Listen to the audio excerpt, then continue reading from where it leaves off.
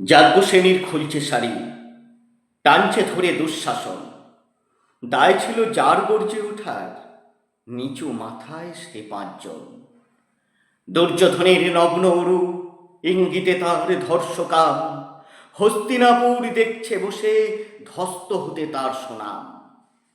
অন্ধ রাজা সিংহাসনে আর্ত চেঁচান বৌমাতার, নিজের দলের নির্যাতনে সব রাজা হন নির্বিকার।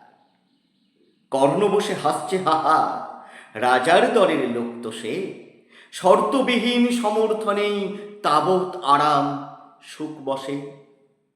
ভীষ্ম, দ্রোণ, কৃপ, নীরব, সরকারি লোক হাজার হোক, রাজার কথাই তোমার কথা।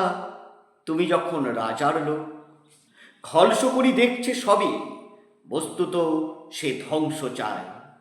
ঘরের মাটি লাল হয়ে যাক দেশ বিভাগের যন্ত্রণায়। সুশীল সভায় ঘটছে যখন রাজ অপরাধ জঘন্য, ঠিক তখনই তার বিরোধে গর্জে ওঠেন বিকর্ণ। বিকর্ণ নন কেউ কেটা কেউ, 100 ভাইয়ের একজনা। তেমন করে এর আগে কেউ তার কথাটাই জানত না।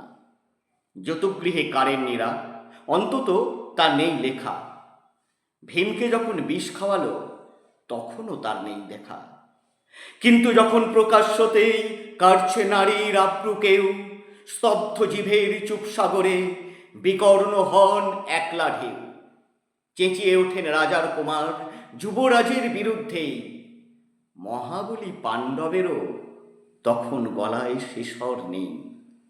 রাজাও যখন নীরব থেকে সায় দিয়ে যায় ধর্ষণে, ঠিক তখনই সমস্ত যুগ বিকর্ণদের স্বর।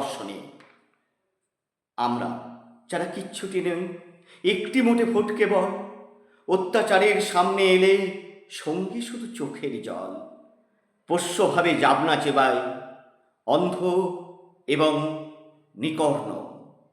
প্রার্থনা থাক আমরা যেন একবার হই বিকর্ণ। মরার আগে হতেই হবে রাজার সভায় বিকর্ণ।